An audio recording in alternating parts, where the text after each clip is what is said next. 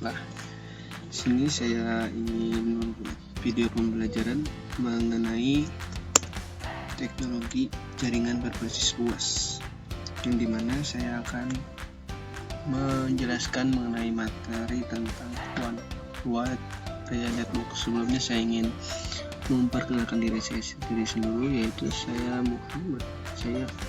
Muhammad Arsyidar Fauzan dari jurusan Pendidikan Teknologi Informasi.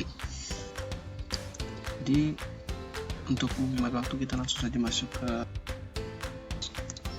yaitu yang akan dibahas. Yang pertama adalah pengertian WAN, terus koneksi WAN, dan yang ketiga ada standar koneksi WAN, terus selanjutnya ada ciri-ciri WAN, dan yang terakhir jenis koneksi dari protokol WAN.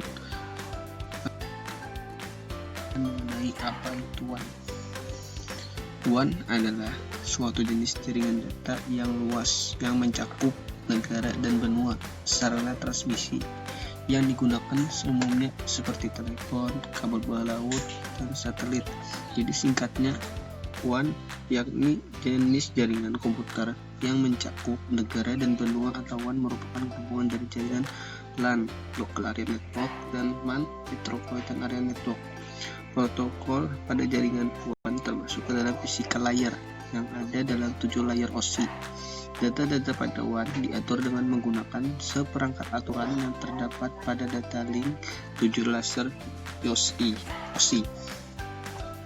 Terus kita masuk koneksi WAN. Koneksi WAN pada saat data menjelajah WAN cloud, ia akan menjelajah dari titik ke titik secara berbeda tergantung koneksi fisik WAN dan juga protokol yang dipakai.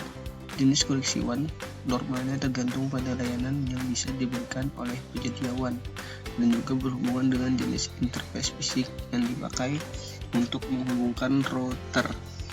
Jadi singkatnya, WAN yakni jenis komputer yang mencakup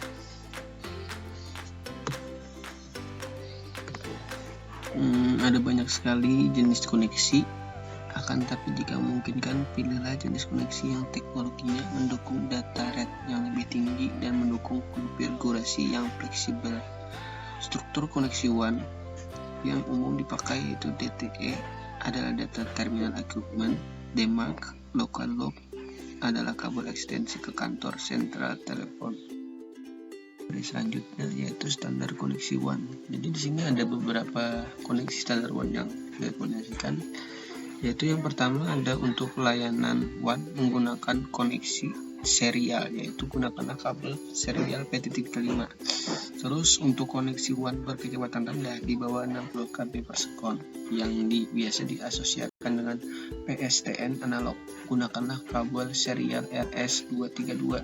Terus untuk koneksi WAN ISDN terminal adapter TA haruslah dihindari, sebaiknya gunakan router ISDN natif. Terus yang terakhir itu ada semua perkabelan haruslah didokumentasikan dan diberi label dengan jelas.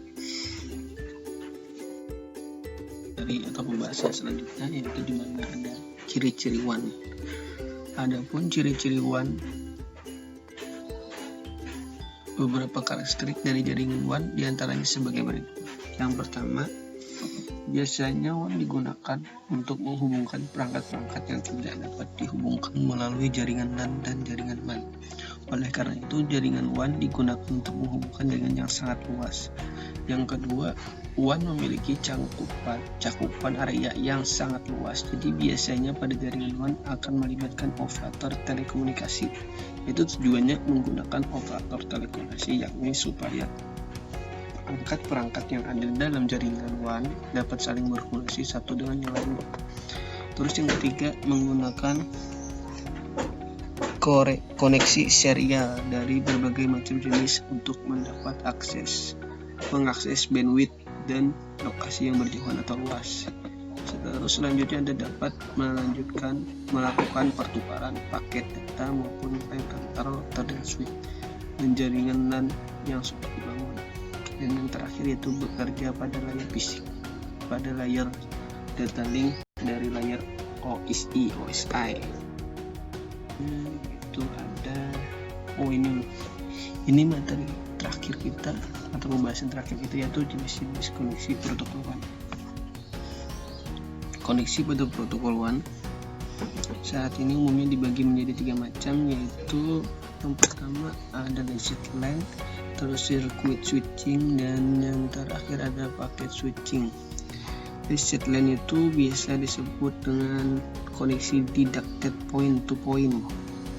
Koneksi deducted point to point tidak memerlukan proses call setup untuk memulai pengiriman data, jadi mekanisme pengiriman paket data dilakukan dengan sinkronus serial. Terus untuk circuit switching, pada koneksi circuit switching terlebih dahulu akan melakukan call setup untuk membentuk koneksi. Tujuannya supaya dapat memulai pengiriman data. Dan terus yang terakhir kita menjelaskan mengenai packet switching. Packet switching yaitu user dapat membagi bandwidth pada pengguna lain sehingga koneksinya akan lebih stabil dan dapat mengatur bandwidth sesuai dengan jumlah pengguna. Packet switching ialah pengembangan dari koneksi line dan mekanisme mengkoneksinya secara sinkronus serial, PTSN dan ISDN, merupakan protokol pada WAN yang menggunakan koneksi sirkuit switching pada jaringan publik. Dan sekian dari pembahasan yang saya bisa sampaikan.